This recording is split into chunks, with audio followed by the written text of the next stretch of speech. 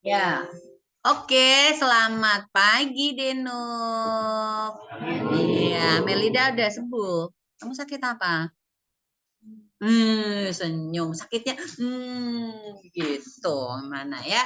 Semangat gitu loh ya. Semangat. Yang lainnya juga harus semangat. Gimana? Semua sehat-sehat? Papa Mama sehat? Puji Tuhan, haleluya. Oke ya, nanti tanggal berapa libur? 8, 9, 10 ya. Berikutnya masuk lagi tanggal 14 pasti libur lagi ya. Ya, tanggal 14 libur lagi ya. Oke, jangan lupa berapa bagi Gibran gitu. Ya, tapi sekarang kita kembali ke kita punya channel di mana? Link Smart Open Teja. Ya, Link Smart Open Teja. Prabowo Gibran. Ya, iya, oke. Nah, sekarang kita akan masuk ke bagian berikutnya tentang bab 10 di atom dan inti atom, kemudian di iptek nuklir ya. Nah, sekarang yang atom dan inti atom, saya kira kalian udah belajar di apa? Kimia ya, semua udah belajar. Oke, ya, jadi tidak perlu terlalu mendalam lah di situ. Nanti Ibu akan fokus di radioaktivitas di bagian peluruhan sama energi yang dihasilkan pada reaksi fisi dan ada yang fusi juga, ada yang eksoterm dan ada yang endoterm nanti ya. Nah, sekarang ini yang akan kita pelajari. Jadi ada teori atom ya. Teori atom itu ada siapa ini? Dalton, kemudian ada Thomson, Rutherford ya, kemudian berikutnya lagi Bohr. Setelah Bohr ini ada lagi, muncul lagi. Itu apa? Kuantum ya. Kenapa? Karena ada kelemahannya Bohr yang bisa dijelaskan oleh kuantum gitu ya. Kemudian tentang inti atom. Inti atom kita akan belajar siapa sih yang menyusun inti, lalu bagaimana dengan kestabilan inti, lalu masa defek dan energi ikatnya. Tentang radioaktivitas, kita akan belajar tentang jenis-jenis sinar radioaktif, peluruhan. Nah, ini nanti kita akan fokus ini di peluruhan ya. Kemudian detektor radiasi sih ini kan si Geiger-Müller itu. Kemudian bahayanya radiasi. Nah, bahaya radiasi kalian harus tahu juga. Kenapa? Kemudian aplikasinya di ilmu pengetahuan ya untuk reaksi intinya ini. Kemudian bagaimana dengan reaksi fisi, reaksi fusi, kemudian tentang radioisotop. Radioisotop ini juga banyak dipergunakan untuk di dunia medis ya. Nah, nanti kita akan belajar tentang itu. Nah, ngomong-ngomong tentang si Dalton nih. Dalton itu menyatakan apa? Oh, sian, nanti penghapusnya bisa lari masuk ke dalam mulut. Kalau menguap ya ditutup mulutnya. Itu kebiasaan yang bagus itu harus begitu. Supaya apa? Kalau misalnya mulutnya kita belum gosok gigi gitu ya baru bangun lalu kita menguap di depannya papa. Langsung itu ya ada apa? Tepukan sayang gitu. Ya, kan nggak enak gitu ya. Jadi berusahalah kalau menguap itu ditutup. Untuk apa? Sopan santun gitu loh ya. Itu tutupnya. Ya, sekarang Dalton nih ya. Si Dalton mengatakan apa? Atom itu ya Sam ada di situ boleh baca nggak apa-apa? Bentuknya bola pejal. Bentuknya bola pejal. Oke. Terus atom itu merupakan paling kecil. Enggak bisa dibagi-bagi lagi. Iya, good Sam. Thank you ya. Oke, tepuk tangan dulu buat Sam. Ya, siapa yang sudah? Ya, ini lengkapnya tentang teori atom Dalton. Ya, Dalton yang mengatakan bahwa apa ini? Coba baca. Atom adalah bagian terkecil dari suatu unsur yang tidak dapat dibagi lagi dan seterusnya dan seterusnya. Oke ya. Berikutnya muncul J.J. Thomson. Ada yang udah dapat J.J. Thomson? Intinya apa teorinya?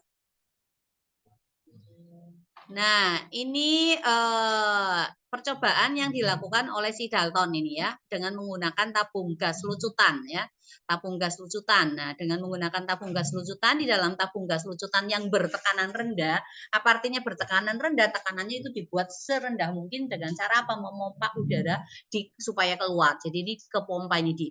Kemudian ini ada dua elektroda yang dihubungkan dengan beda potensial positif dan negatif sebesar 30 kilovolt.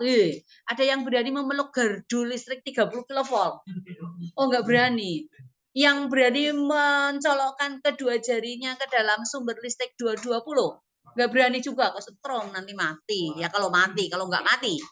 Ya, cedera gitu ya. Ya, nah ini jadi sini Dalton yang mengadakan percobaan ya, ada cahaya kehijau-hijauan akibat apa? Radiasi yang bergerak dari katoda menuju ke anoda. Sinar ini dinamakan dengan sinar katoda. Jadi ada sesuatu yang bergerak. Kira-kira sesuatu yang bergerak dari katoda menuju anoda itu apa? Kamu harus ingat atom. Di efek fotolistrik kemarin, yang bisa bergerak atau berpindah-pindah itu apa?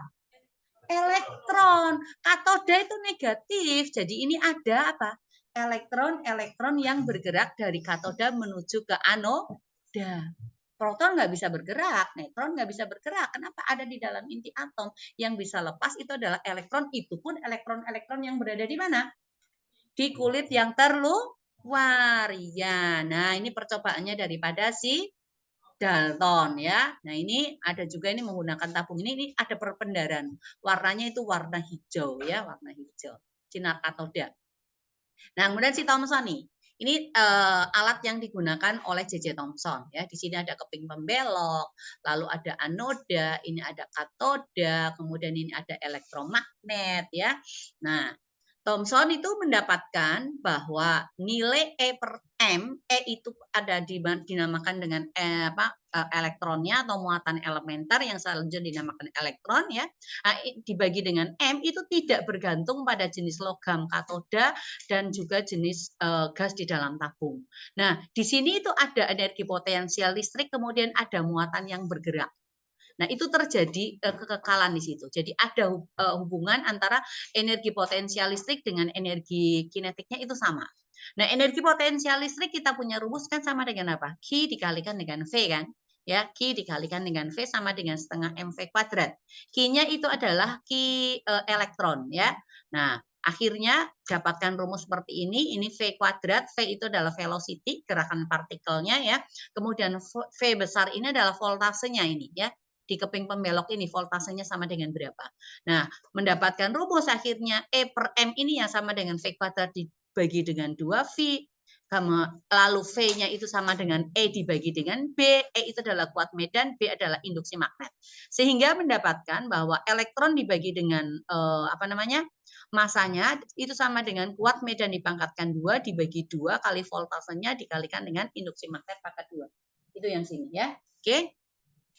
Nah, ini model atom Thomson nih ya, model atom Thomson di bagian bola ini tersebar merata muatan positif negatif, muatan positif negatif, muatan positif negatif. Seperti apa? Seperti kismis yang berada di dalam kue. Maka dikatakan bahwa teorinya adalah teori roti kismis. Kenapa disebut teori roti kismis? Yo, ceritanya tadi udah rekayasa gitu ya. Gimana? Zaman dulu itu nggak ada roti lain, yang adanya itu kismis ada di anggur kering ya, lalu rotinya budar juga bentuknya itu ya, dicampur di situ itu menyebar dan di kismisnya ya, cerita yang tadi itu loh. Oke, lewat nih. Nah, lalu berikutnya itu ada si Robert Millikan ini untuk menyempurnakan apa yang diajukan oleh Thomson ya, lalu ada seorang ahli berikutnya namanya Robert Millikan. Jadi kalau ada yang mau cari ahli Robert Millikan boleh untuk masuk di dalam bannernya kalian. Bannernya udah jadi belum? Minggu depan ya? Iya ya. Nah, ini Robert Millikan melakukan sebuah percobaan dengan menggunakan apa? Tetes minyak. Jadi minyaknya itu ini dari penyemprot minyak ini diteteskan ke sini. Jadi dalam tabung ini ada 2 buah elektroda positif dan negatif tetap dihubungkan ke dalam sumber tegangan. Kemudian ada sebuah cahaya lampu ya. Lampunya ini untuk menyenter bagaimana keadaan tetes minyak yang diteteskan itu. Kemudian ada teleskop. Teleskopnya ini digunakan untuk mengamati supaya pengamatannya menjadi lebih jelas. Nah, ini Robert Millikan mengadakan sebuah percobaan. Nah, kalau benda kita jatuhkan begitu, dia akan apa? Pasti akan jatuh ke mana? Ke bawah kan ya. Tetapi ini tetes minyak ini karena ada dua elemen ya, ada 2 elektroda dengan muatan satu positif satu negatif, itu kan berarti ada energi listrik di sini. Ya, ada energi listrik. Nah, ternyata setelah sampai di titik tertentu, itu tetes minyaknya itu berhenti. Padahal dia kan punya gaya berat ya. Punya mg. Tetapi dia berhenti. Itu artinya apa? Ada terjadi keseimbangan di sini. Keseimbangan antara gaya listrik dengan gaya beratnya.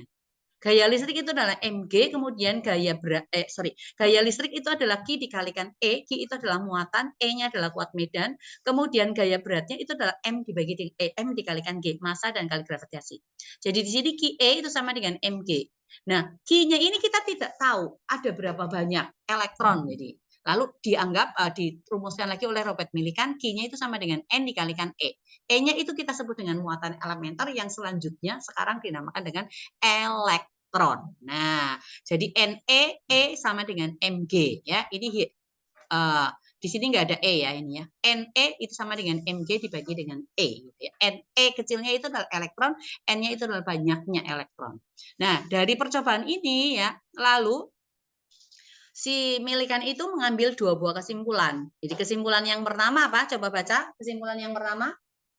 Tidak pernah ditemukan tetes minyak yang mengandung muatan listrik yang lebih kecil dari suatu nilai tertentu yang dinamakan apa? Ya, kemudian kedua, semua muatan ya, kelipatan bulat dari E. E-nya itulah yang kita namakan dengan elektron. Selanjutnya dari hasil percobaan itu, si Millikan ini mendapatkan bahwa besar daripada muatan elektron itu adalah 1,6 kali 10 pangkat min 19 Coulomb. Itu dipakai sampai sekarang ya.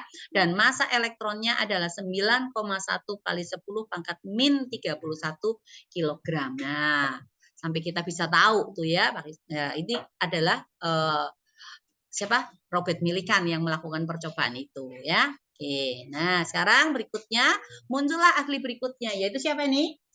Rutherford ya. Rutherford ini melakukan sebuah percobaan. Nah, percobaan yang dilakukan ini menggunakan pemancar partikel di sini ya, kotak timbal. Kemudian ada di sini ada lempeng emas ya. Kemudian ini ada layar ya, ada layar di samping kirinya, kemudian di bagian depannya juga ada layar lagi. Nah, dari hasil percobaan ternyata ada itu partikel-partikel yang terlepas daripada kotak timbal ini, itu ada yang sampai menyentuh di layar belakang. Kemudian tapi juga ada yang dipantulkan lalu ditangkap oleh layar yang ada di sebelah kiri. Jadi kalau ditaruh lagi layar sebelah kanannya berarti ada juga yang ke sana. Nah, lalu ini dipantulkan balik kembali, semua yang berasal dari titik tengah ini mantul kembali. Lalu akhirnya si Rutherford ini mengambil kesimpulan bahwa di bagian tengah itu ada sesuatu yang sangat keras. Nah, sesuatu yang sangat kerasnya itu akhirnya si Rutherford ini memberikan nama inti atom atau nukleusnya, intinya. Nah, lalu karena muatan timbal yang dipancarkan ini dari pemancar ini, kotak timbal itu muatannya bermuatan positif, dia ditolak sehingga dia keluar. Lalu diambillah kesimpulan bahwa muatan intinya itu bermuatan sama dengan muatan daripada partikel yang ditembakkan, seperti itu ya. Nah, ini kesimpulan daripada percobaannya Rutherford ya. Sebagian partikel alfa menembus lempeng tanpa dibelokkan. Itu artinya ada ruang yang kosong. Sedikit partikel alfa yang dipantulkan kembali. Nah, bagian ini sangat keras dinamakan dengan apa? Inti atom ya. Jadi kesimpulan ini lalu dari ketiga kesimpulan lalu Rutherford mengambil dua model ini ya, mengajukan dua model atom baru setelah Thomson itu ya.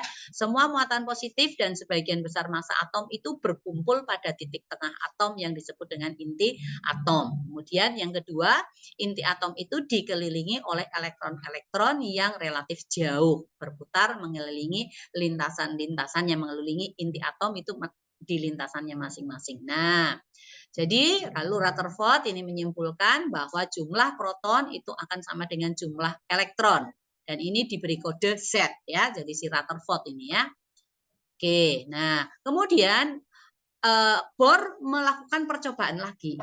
Dia melakukan percobaan dengan menggunakan spektrum atom hidrogen, lalu Bohr ini mendapatkan ada paket-paket energi di sini dari spektrum atom hidrogen. Kemudian dengan menggunakan teorinya si Rutherford ya, ternyata tidak bisa menjelaskan deret ini. Ya, namanya deret Balmer, ini dikenal dengan deret Balmer. Jadi model atom Rutherford itu tidak dapat menjelaskan spektrum garis atom hidrogen. Lalu si Bohr membuatlah teori lagi ya, teori yang menyempurnakan teorinya Rutherford. Nah, jadi di spektrum atom hidrogen ya, Bohr merumuskan bahwa untuk deret Balmer ya lambdanya yang berkisar 364,6 nanometer ini sama saja dengan n kuadrat dibagi dengan n kuadrat dikurangi 2. Nah, akhirnya Balmer si Bohr ini merumuskan untuk deret Balmer itu panjang gelombangnya dirumuskan 1 per lambda sama dengan R dikalikan 1 per 2 pangkat 2 dikurangi 1 per N pangkat 2. Di mana N-nya ini mulai dari angka 2, 3, mulai angka 3, 4, 5 dan seterusnya ya. R di sini adalah tetapan Rydberg ya, tetapan Rydberg ya. Nah, besarnya tetapan Rydberg sebentar ada di sebelah ya. Nah, kemudian ada juga ini didapatkan lagi di dalam daerah ultra ungu. Nah, ini deretnya dinamakan deret Lyman ya. Deret Lyman ini rumusnya sama Bohr itu dirumuskan 1 per lambda sama dengan R tetapan Rydberg dikalikan 1 per 1 pangkat 2 dikurangi 1 per N pangkat 2. Tadi Balmer N di depannya angka berapa? 2 ya. Lyman 1. Nah, nanti muncul lagi spektrum atom hidrogennya itu ada. Jadi ternyata itu ada juga deret apa? Ada Paschen, kemudian Brackets, kemudian dengan Pufun. Jadi pertama adalah Lyman, Balmer, Paschen, Brackets, Pufun ya. L, B, P, B, P ya. Nanti kamu rangkai sendiri bikin jembatan keledainya mau dikasih nama apa gitu ya. Yang jelas dari ini untuk menentukan berapakah panjang gelombang deret Lyman atau deret Paschen atau deret Balmer atau Brackets atau Pufun, ini kita menggunakan ini rumus nih. 1 per lambda sama dengan R dikalikan 1 per N kuadrat dikurangi 1 per M kuadrat. So, NM-nya ini gimana?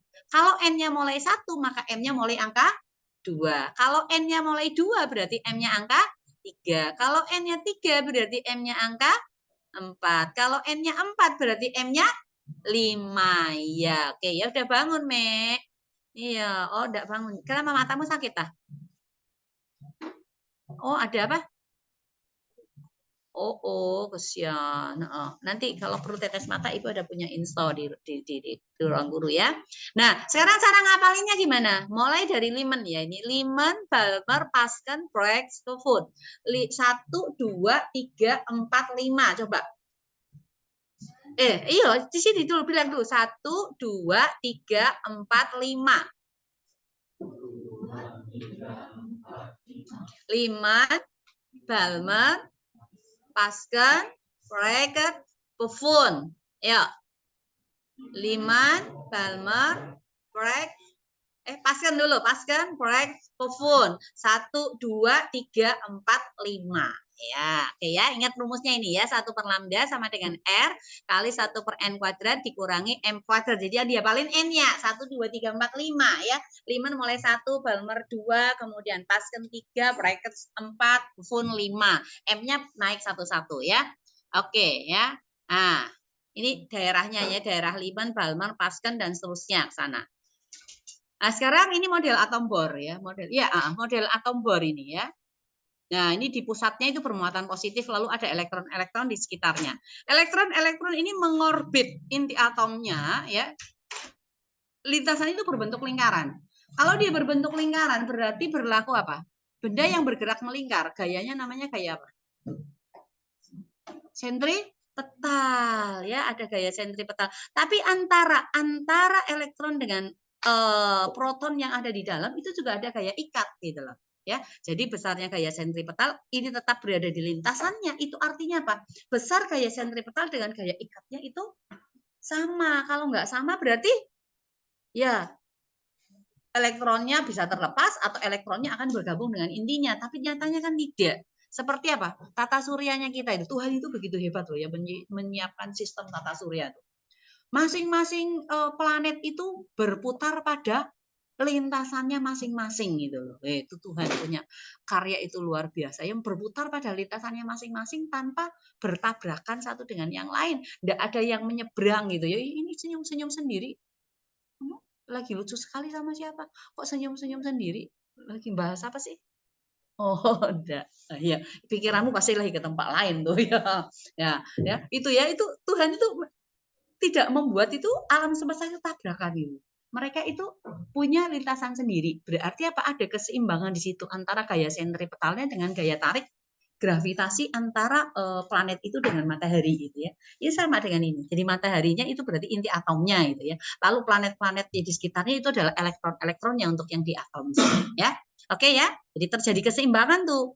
Nah, ini model atom Bohr ya, ada 4 asumsi. Elektron bergerak dalam orbitnya, melingkar di sekitar proton di bawah pengaruh gaya Coulomb ya. Karena kan ada interaksi antara muatan positif negatif. Gayanya adalah gaya Coulomb ya. Nah, kemudian elektron apa? Tidak dapat berputar di sekitar inti melalui setiap orbit, nggak bisa. Hanya bisa di orbitnya masing-masing, teratur gitu ya. Ya. Kemudian radiasi dipancarkan oleh atom itu ketika elektron itu melompat ya, melompat dari satu stasioner atau orbit ke orbit yang lainnya lebih tinggi ya. Nah, itu nanti ada pancaran namanya tereksitasi gitu ya. Ada pancaran cahaya yang dikeluarkan. Nah, energi pancaran cahaya ingat ke efek Compton itu sama dengan H dikalikan F. H itu apa? Tetapan Planck ya, tetapan Planck. Besarnya berapa tetapan Planck? Ayo. 6,6 kali 10 pangkat minus 34. Jangan lupa itu ya. Lalu berikutnya Pak, ukuran dari orbit-orbit yang diperkenankan oleh keadaan kuantum tambahan yaitu momentum sudut orbital itu adalah ini. MVR itu sama dengan N dikalikan H dicoret. H dicoret itu nilainya adalah H dibagi dengan 2pi ya. Jadi tadi kan ada keseimbangan antara gaya Coulomb dengan gaya sentripetal ya. Gaya Coulomb sama dengan gaya sentripetal supaya seimbang ya. Nah, MV kuadrat per R sama dengan KE kuadrat per R kuadrat. Ini pangkat 2-nya dari sini ya. Jadi ini E kuadrat per R kuadrat. K Q1 Q2. Q-nya adalah elektron, jadi E kuadrat ya. Jadi akhirnya mendapatkan persamaan energi kinetiknya itu sama dengan 1/2 KE kuadrat per R, energi potensialnya minus KE kuadrat per R. Jadi energi totalnya itu adalah EP ditambah EK, maka energi total itu sama dengan minus KE kuadrat dibagi dengan 2R. Ya. Nah, ini untuk mencari jari-jari atom hidrogen ya, mencari jari-jari atom hidrogen dirumuskan R ke N sama dengan N kuadrat kali H per 2pi dipangkatkan 2 dibagi MKE kuadrat. M di sini adalah masanya ya, massa elektron, di sini E ini adalah elektron 1,6 kali 10 pangkat min 19 Coulomb. Nah, ini jari-jari atomnya ya, atom Bohr itu A0-nya nilainya sama dengan 0,528 angstrom. Jadi untuk menghafalkan jari-jari stasionernya kita tidak usah menghafalkan rumus ini, tapi kita menggunakan ini. Rn sama dengan N kuadrat dikalikan A0. N-nya mulai 1, 2, dan seterusnya ya. Untuk N sama dengan 1, kemudian N sama dengan 2, N3, dan seterusnya. Sampai di kulit yang paling luarnya gitu ya. Tergantung dia ada di kulit yang mana gitu. Nah, ini ya. Nah, nilai daripada En ini, E0-nya itu adalah berapa? Minus 36 elektron volt. Ya, jadi selanjutnya dicari lagi nih. Setelah masuk ke dalam rumusnya lagi nih, KE kuadrat dibagi 2A0, itu hasilnya adalah min 13,6 elektron volt. Jadi rumus energi ke N-nya, kamu juga nggak perlu ngapalin lagi nih rumus, karena udah dapat nilainya ya. Karena apa? K tetapan, elektron juga tetapan, A0 juga tetapan bisa dihitung. Jadi En itu sama dengan minus 13,6 elektron volt dibagi dengan N kuadrat. Nanti tergantung N-nya sama dengan 1, K, 2, K, atau seterusnya gitu ya. Nah, ini untuk panjang gelombang atom hidrogennya ya, dirumuskan 1 per lambda sama dengan R dikalikan 1 per M kuadrat dikurangi 1 per M kuadrat. Tadi tergantung deretnya deret apa. Kalau Lyman N-nya berapa? 1. Balmer N-nya berapa? 2. Kemudian apalagi? Pasken 3. Lalu bracket 4. Pufun? Ya. Oke ya. Gampang diapalinnya ya. Nah, berikutnya ada Franks dan Hertz melakukan percobaan. Franks dan Hertz ini membuktikan bahwa apa yang dianggap oleh Bohr tentang tingkat-tingkat energi itu dibuktikan oleh Frank dan Hertz. Jadi ini ada tingkatan energi. Oh, berarti Frank dan Hertz itu membuktikan kebenaran daripada teorinya Bohr, ya. Oke. Nah, kemudian perkembangan teori atom itu muncullah laser ya. Laser ini dengan tingkatan-tingkatan energinya juga. Nah, laser ini yang ada yang terabsorpsi, kemudian ini yang emisi spontan, kemudian ini yang emisi terangsang. Ini beda-bedanya sinar-sinarnya ya. Nah, laser penggunaannya ini bisa digunakan untuk laser mata. Sekarang lagi tren ya. Orang supaya tidak pakai kacamata, pergi apa? Pergi lasik. Tapi biayanya mahal enggak? Mahal. Satu kali lasik berapa puluh juta? Katanya 30 juta ya? Iya, kacamatamu berapa harganya? Ah? Nggak sampai 1 juta ya? Atau lebih 1 juta tergantung frame-nya kan? Kalau cuma beli kacanya itu cuma ratusan ribu gitu. Kalau frame-nya yang bagus-bagus, kalian mau pakai yang frozen stock atau yang berlapis emas, berlian ya pasti jadi mahal. Padahal yang dipakai apa? Lensanya sih yang perlu. Nah itu, kalau ada uang mau dilasik ya silahkan pergi lasik, buang-buang uang. Tapi kalau sudah selesai lasik, apakah matamu itu akan berfungsi normal seumur hidupmu? Loh kamu nggak tahu lasik? Oh lah, ketinggalan informasi kamu, ya? Lasik mata, laser mata. Iya. Iya, untuk memperbaiki mata minus, mata silinder, mata plus gitu ya.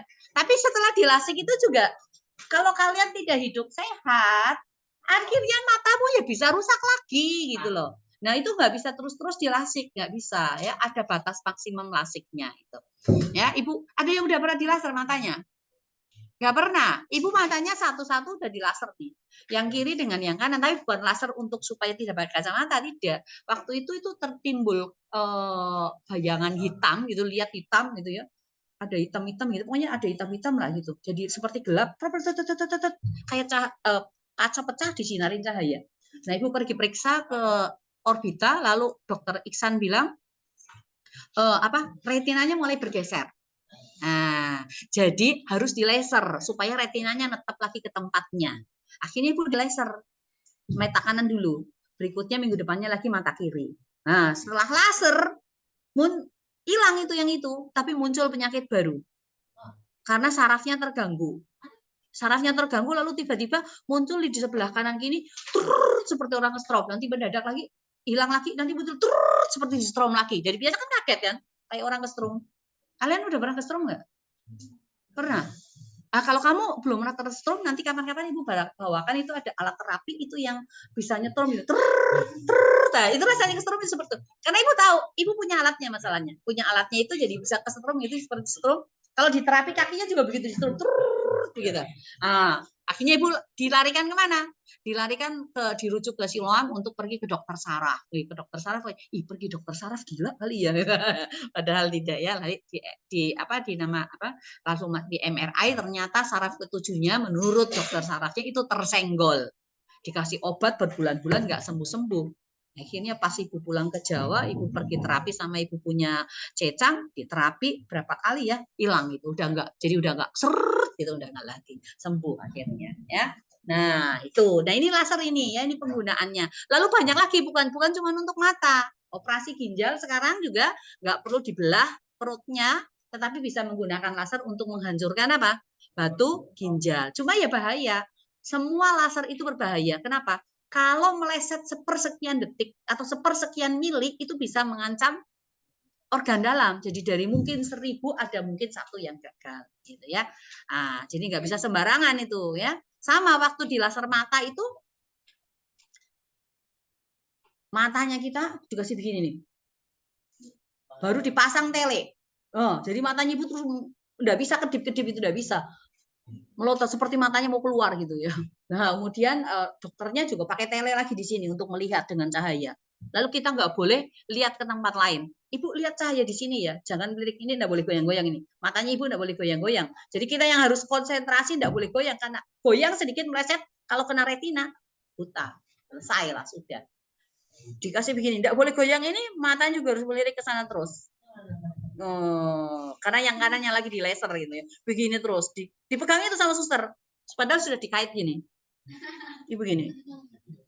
Habis itu dokternya kan ada seperti mesin jahit itu pakai pedalnya itu ya. Jadi gini. Kalau kakinya turun langsung nanti berhenti lagi. Ya karena enggak terlalu sakit. Waktu yang kiri minggu depannya yang sakit sekali itu kalau orang di laser ya. Tapi jangan takut. Iya, silahkan. Ya, jangan takut. Oke, nah sekarang ini adalah percobaan lagi. Ini ada percobaan oleh siapa ini? Chadwick ya. Oleh Chadwick ini. Inti atom terdiri dari sejumlah proton bermuatan positif dan sejumlah neutron yang tidak bermuatan. Ini juga melengkapi teorinya siapa?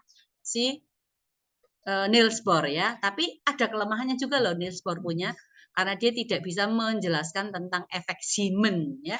Lalu muncullah teori kuantum itu. Nah, bagaimana atom itu dilukiskan? Ini kamu udah belajar. Z itu jumlah apa? Proton, jumlah elektron. Lalu A dikurangi Z adalah jumlah neutron ya. Nah, apa itu isotop? Apa itu isobar? Apa itu isoton? Contoh isotop, contoh isobar, contoh isoton ada di kimia. Ibu nggak bahas ya. Nah, kemudian ini yang penting lagi, satu satuan massa atom itu atau satu SMA atau unit atau atomic mass unit ya. Satu U itu satu SMA. Nilai dari satu SMA itu sama dengan 1/12 massa isotop karbon C612. Jadi nilainya adalah 1,6 kali 10⁻⁻⁷ 27 kg ini masanya. Energinya itu setara dengan 931,5 mega elektron volt per C kuadrat. Itu energinya ya, Energinya ini hari ini 931,5 mega elektron volt. Kalau per C kuadrat berarti kita menghasilkan massa. Ingat rumusnya E sama dengan MC kuadrat sama punya Einstein ya. E sama dengan MC kuadrat berarti M sama dengan E dibagi dengan C kuadrat. Energinya berarti ini. Jadi untuk satu satuan massa atom itu memiliki energi 931,5 mega elektron volt ya. Nah, C itu adalah kecepatan cahaya 3 kali 10⁻8 meter per sekon. Loh, itu siapa itu? Yang cantik sekali itu sedang menulis, lagi mengerjakan apa itu? Batara, belakangmu kerja apa itu? Pak Gloria. Ya. Apa? Lagi bikin apa? Ya, perhatikan ke sini ya. Oke ya. Oke ya. Nah, sekarang ini bentuk dan ukuran inti atom ya. Jari-jari atom itu berkisar 1,2 kali 10⁻⁻15 meter ya. Nah, kestabilan inti. Kalau N itu sama dengan Z ya, intinya itu stabil. Tetapi untuk yang ini, yang bintik-bintik ini adalah inti-inti yang tidak stabil. Nah, inti-inti yang tidak stabil itu bersifat radioaktif. Artinya membahayakan. Dia akan terus memancarkan partikel radioaktif yang bisa membahayakan manusia atau kehidupan sampai intinya itu bisa stabil, gitu. Ya. Nah, berikutnya kita akan melihat massa defect. Massa defect ya. Massa defect itu adalah selisih massa inti dengan selisih massa proton dan neutronnya ya. Jadi caranya mencari defek massa itu adalah jumlah proton dikalikan massa satu proton ditambah jumlah neutron dikalikan massa satu neutron itu dikurangi dengan massa intinya, maka kita akan mendapatkan massa defek. Nah, besarnya energi daripada ikat inti itu adalah massa defek dikalikan dengan C kuadrat sesuai dengan rumusnya Einstein, E sama dengan MC kuadrat. Oke. Ya, nah ini ada contoh nih. Ini ada contoh ada helium ya. Helium He24. Dia itu memiliki massa defek 0,03. Artinya apa? 2 massa neutron ditambah 2 massa proton dikurangi massa inti sama dengan ini 0,030378 U. Nah, nanti kalian menggunakan kalkulator di sini ya supaya kamu tidak terlalu ribet hitungnya gitu. Nah, untuk mencari besarnya energi tinggal kita kalikan dengan 931. Ya, harusnya 931,5. Tergantung soalnya nanti ya. 931,5 kali 10 mega elektron volt hasilnya adalah ini. Jadi gampang sekali. Kali-kali jumlah kurang kali lagi selesai. Jadi hanya kali-kali tambah kurang ya. Jadi gampang sekali. Nah, ini hubungan energi ikat pernukleon terhadap nomor massa inti ya. Nah, ini ada unsur-unsur apa ini ya, banyak sekali ya. Nomor masanya, kemudian di sini adalah delta E dibagi dengan A ini ya, MeV ya, pernukleon. Nah, kemudian sekarang berikutnya kita akan masuk ke dalam radioaktivitas. Radioaktivitas itu ada gejala fluoresen, kemudian ada gejala fosforesen. Ya, Fluoresen itu adalah gejala suatu benda yang dapat memancarkan cahaya yang berbeda ketika menerima cahaya dari luar. Jadi dapat cahaya lalu dia memancarkan cahaya juga. Tetapi ada juga yang dapat cahaya, kemudian cahayanya disimpan, kemudian nanti dia akan memancarkan setelah mendapatkan cahaya. Gitu. Nah itu namanya fosforesensi. Kalian mungkin di rumah-rumah ada yang sudah melihat saklar-saklar yang kelihatan menyala kalau dalam gelap? Ada nggak? Siapa yang rumahnya udah pakai itu? Udah? Iya, nah itu adalah peristiwa fosforesensi. Bukan fluoresen ya, tapi fosforesen gitu. Dia itu mengandung fosfor di dalamnya ya, mengandung fosfor ya. Dia nyimpen cahayanya, kemudian nanti pada saat gelap dia memancarkan cahaya. Nah, kalau di dalam terang begini ya nggak kelihatan itu apa warna hijau-hijaunya ya. Warna hijau-hijau nggak kelihatan. Nah, itu dulu ibu punya cerita tuh ya. Ada ceritanya ibu waktu ibu kuliah dulu. Ibu udah belajar tentang fosforesensi. Nah, ibu tinggal dengan anaknya ibu kos di situ. Lalu anaknya ibu kos itu rajin sekali pergi gereja di katedral.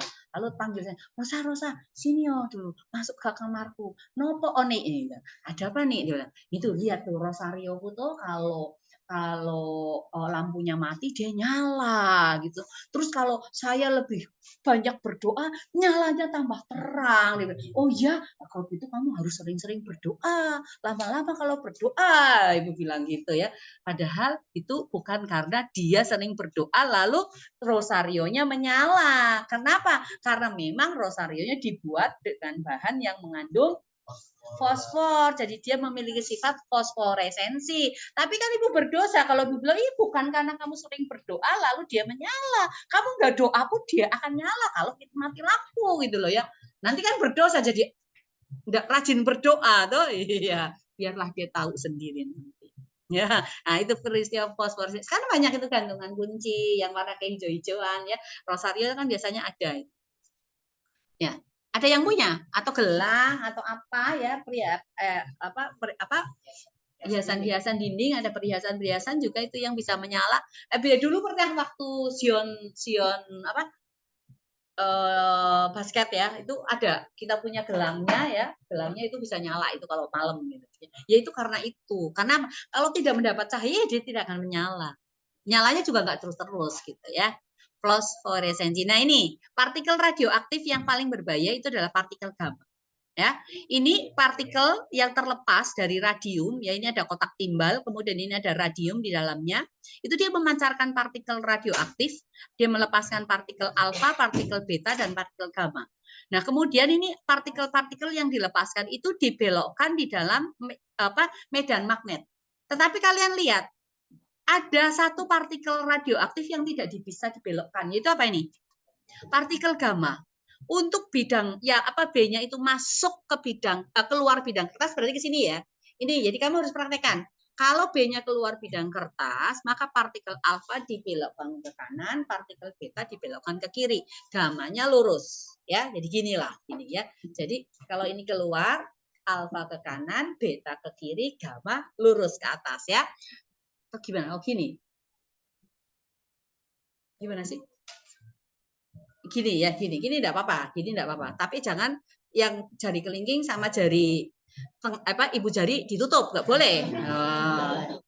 Iya nggak bisa, tapi dulu pernah ada loh, ya. Ada yang kasih begitu. Kita punya guru, aduh kurang ajar sekali, langsung ibu kejar itu anak. Loh iya loh kurang ajar, ya masa dia kasih naik jari tengahnya saja lalu 4 jari yang lainnya ditutup gitu loh. Kurang ajar. Pernah terjadi tuh. Ya. Tapi jangan dikasih tahu namanya, ibu aja yang tahu. Jadi gini ya, ya udah gini aja lah. Nanti kamu. Jadi kalau keluar bidang kertas, ini ke kanan, ini ke kiri. Jadi kalau masuk bidang kertas berarti alfa ke kanan, beta ke salah. Kalau keluar bidang kertas, alfa ke kanan, beta ke kiri. Gamma langsung. Tetapi kalau masuk bidang kertas berarti alfa ke kiri, beta ke kanan. Gamma langsung. Yuk. Ingat nggak cerita Alkitab yang ada kalau kamu ke kiri, aku ke kanan. Kalau kamu ke timur, aku ke barat. Abraham dengan siapa? Yuk. Lot. Ya. Kenapa? Karena mereka tidak mau berebut. Jadi udah kalau kamu ke kanan, aku ke kiri. Kalau kamu ke timur, aku ke barat. Nah, itu si Lot sama Abraham ya. Oke, ya ingat ya ini ya. Nah ini Geiger sama Muller nih ya. Geiger-Muller menciptakan apa? Detektor radioaktif ya. Nah, untuk mendeteksi ada berapa banyak partikel radioaktif di sekitarnya. Nah, ini kalau kalian mau terbebas, bukan terbebas sih, dari radiasi sinar gamma, maka kenakanlah baju yang terbuat dari timbal setebal 3 cm. Loh, itu kamu akan tidak terlalu banyak kena radiasi, tapi ini masih terradiasi, hanya saja intensitasnya sudah mulai melemah. Ya, jadi timbal 3 cm aja bisa ditembus oleh sinar gamma. Apalagi bajunya kita, apalagi kalau nggak pakai baju. Ya, makanya itu di ruang-ruang rongsen ya, itu kan tetap ada radiasi. Orang kalau mau di rongsen, yang rongsen itu yang nyalakan mesin setelah kita, Ibu berdiri di sini ya, diam-diam ya, jangan lihat kemana-mana apa semua. Lalu orangnya keluar atau enggak? Keluar, pergi ke kaca sebelah, di mana kacanya itu juga udah dilapisin apa namanya, untuk supaya radiasinya nggak terlalu besar gitu ya. Jadi dia pergi, karena kalau tidak enggak, kenapa dia ikut radiasi? Coba bayangkan kalau ada 100 orang yang di rongsen, dia 100 kali terradiasi, kesian ya. Bahaya itu ya. Jadi jangan sering-sering rongsen ya. Kalau nggak perlu sekali ya jangan rongsen. Jangan rongsen itu dijadikan gaya-gayaan. Amel, kamu udah pernah rongsen belum? Oh belum. Enggak. Keren. Aku tuh ya udah 10 kali rongsen. Waduh, itu orang nggak beres tuh ya. Ya, untuk sinar alfa itu kertas nggak bisa nembus. Beta masih ditembus. Aluminium 3 mm nggak bisa ditembus. Gamma nembus terus, memang melemah ya, terjadi pelemahan.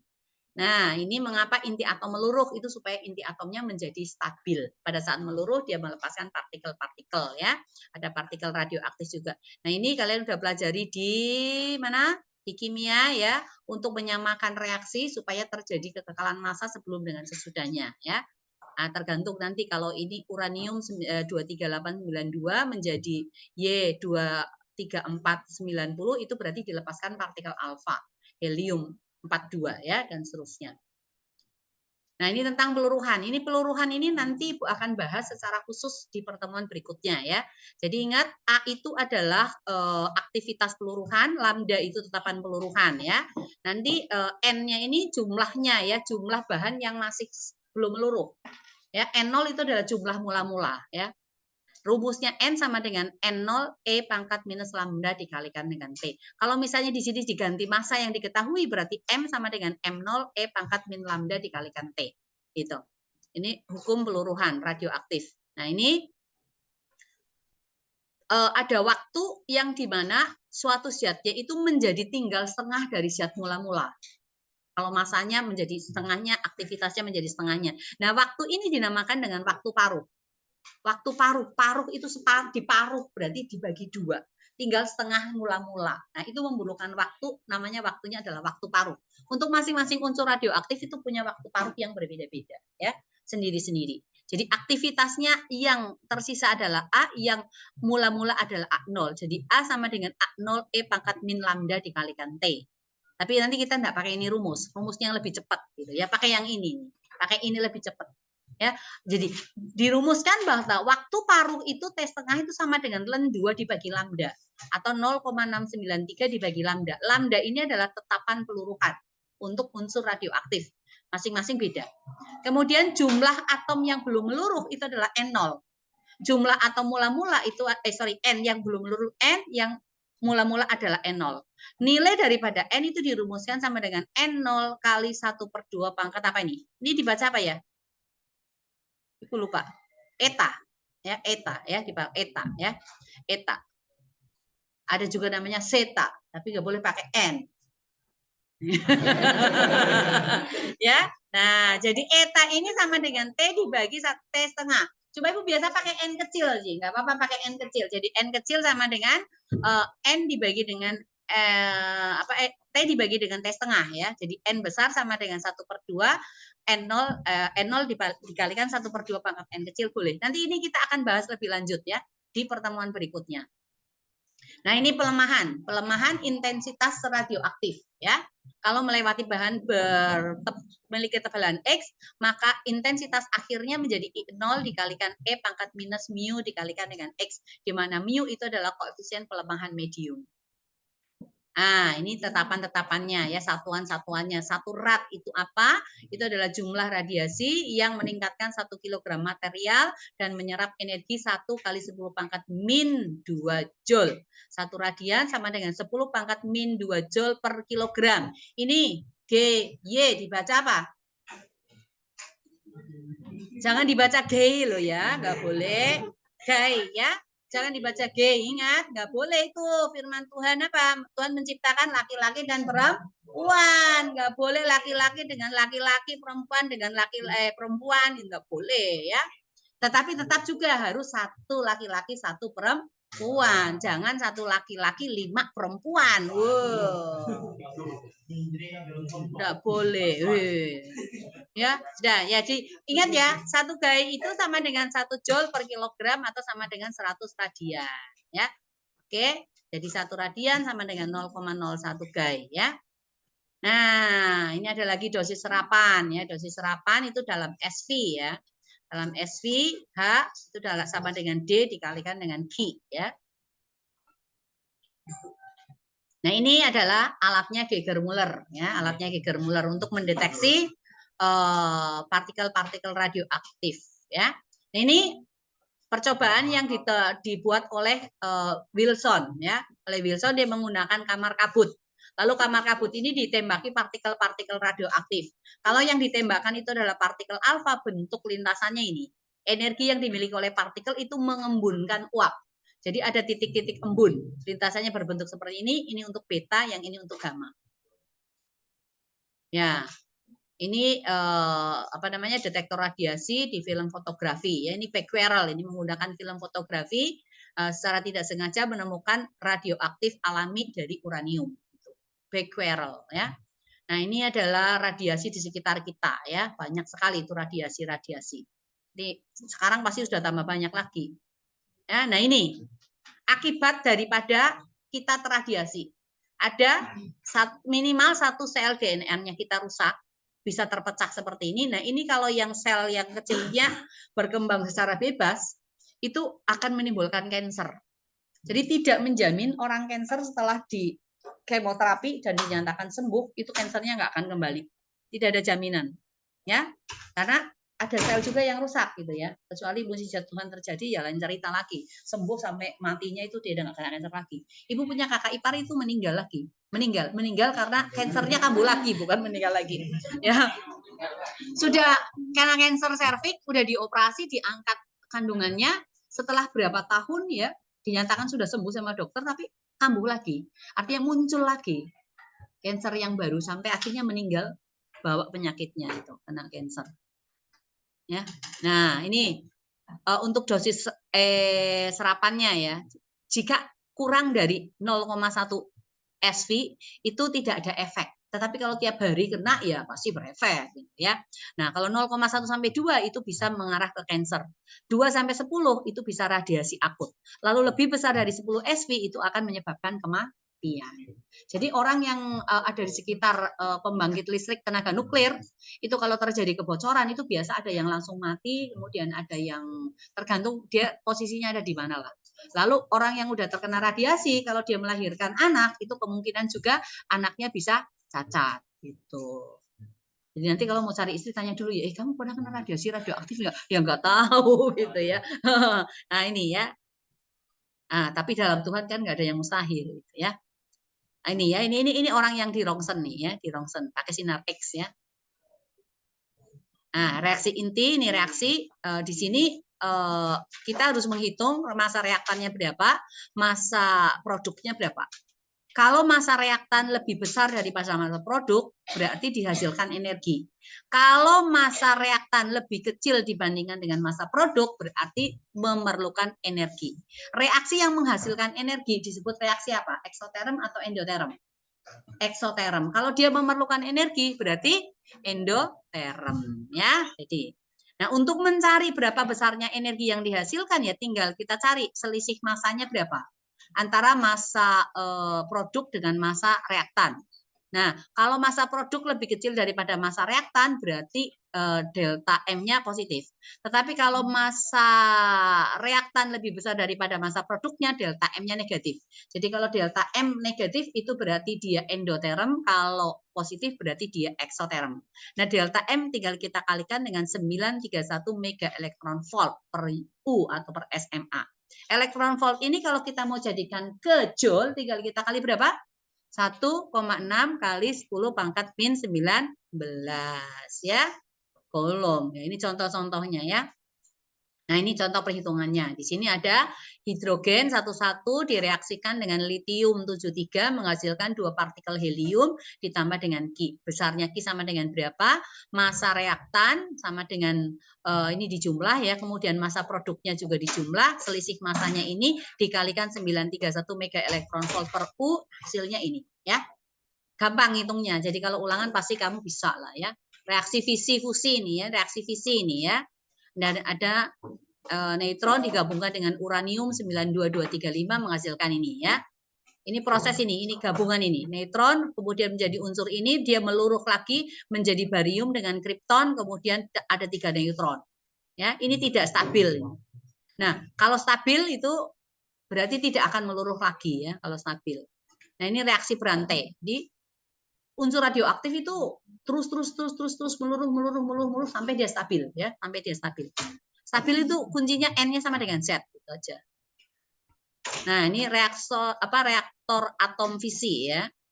Nah, reaktor atom fisi ini ya. Di bumi di bumi enggak, di matahari ya. Di matahari itu selalu terjadi ada reaksi fisi dan fusi ya, selalu. Makanya energinya matahari itu enggak habis-habis. Kenapa? Terus terjadi ada reaksi penggabungan, reaksi pembelahan terjadi secara terus-menerus ya. Enggak tuh ada miliaran atau triliunan partikel-partikel di sana. Nah, kapan habisnya energi matahari? Kapan coba? Kapan? Siapa yang bisa tahu? Enggak ada yang bisa tahu. Tergantung Tuhan mau kasih turun kapan itu matahari jatuh ke bumi itu ya, menghancurkan semuanya ya pada akhir zaman nanti ya. Nah, ini penelitian, ini reaktor penelitian ya, reaktor atom fisi. Nah, kemudian reaktor PLTN ini ya. PLTN, pembangkit listrik tenaga nuklir. Ini kalau terjadi kebocoran di bagian pendingin itu bahaya sekali. Ini bisa meledak. Kalau terjadi ledakan ya sudah, selesailah sudah gitu ya. Nah, ini syarat-syarat terjadi reaksi fusi ya. Ada 2 inti ringan digabungkan menjadi inti yang lebih berat. Kalau itu reaksi apa ini fusi ya, reaksi fusi ya. Nah ini rantai proton-proton yang terjadi di bagian dalam matahari dan bintang-bintang ya. Hidrogen jadi hidrogen 1,2 dilepaskan elektron dengan kecepatan tertentu gitu ya. Ini partikel gamma dilepaskan juga ya, hasil akhirnya ini. Oke. Nah, ini reaktor fusi nuklir. Nah, keunggulan dan keamanannya nanti kamu cari ya. Kemudian ini pemanfaatan radioisotop ya, pemanfaatan radioisotop itu ada untuk perunut, kemudian pemanfaatan dalam berdasarkan sifat radiasinya, kemudian bisa juga untuk tenaga listrik ya PLTN. Nah, ini salah satu yang di dalam dunia kedokteran ya. Ada yodium 131 itu untuk tiroid, kromium 51 untuk limfa. Kemudian selenium 75 pankreas, titanium untuk tulang paru-paru, gallium 67 itu untuk getah bening, kelenjar getah bening ya, dideteksi. Lalu C14 itu untuk meneliti fosil-fosil ya. Udah berapa lama itu fosil itu ada. Ya, ini alat yang digunakan oleh Geiger Müller untuk mencari kebocoran pipa juga bisa ya. Nah, ini kobalt 60. Ya, ini ada radiasi kobalt 60 untuk radioterapi. Ya, radioterapi untuk mengobati hanya sel kanker yang tidak menambah resiko rusaknya sel-sel sehat. Tidak menambah resiko tetapi tetap beresiko ya. Nah, ini kobalt 60. Makanya kalau orang yang apalagi lagi di kemoterapi itu ruangannya itu terisolasi khusus dan kita nggak boleh masuk ke dalam. Gitu. Susternya juga harus pakai baju khusus. Jadi selama di kemoterapi nggak boleh ada yang nungguin. Ada yang pernah menunggu orang kemoterapi? Ada yang udah pernah masuk ke poli kemoterapi? Belum pernah. Ibu udah pernah ke sana. Pas kapan Ibu nengokin temennya Ibu, orang tua murid anak Sion yang kena kanker udah stadium 4. Udah meninggal. Nah ini ya C14. C14 ini untuk meneliti fosil yang ditemukan loh, ini dinosaurus ini ceritanya ya, dinosaurus fosilnya ditemukan enggak tahu tahun berapa, lalu diteliti, dikerok di bagiannya apa tulangnya itu nanti diteliti C14-nya itu sisa berapa, maka dia bisa memperhitungkan berapakah umurnya karena waktu paruhnya untuk C14 itu adalah 5.600 tahun, jadi kita bisa tahu umurnya berapa. Nah ini arkeolog udah habis.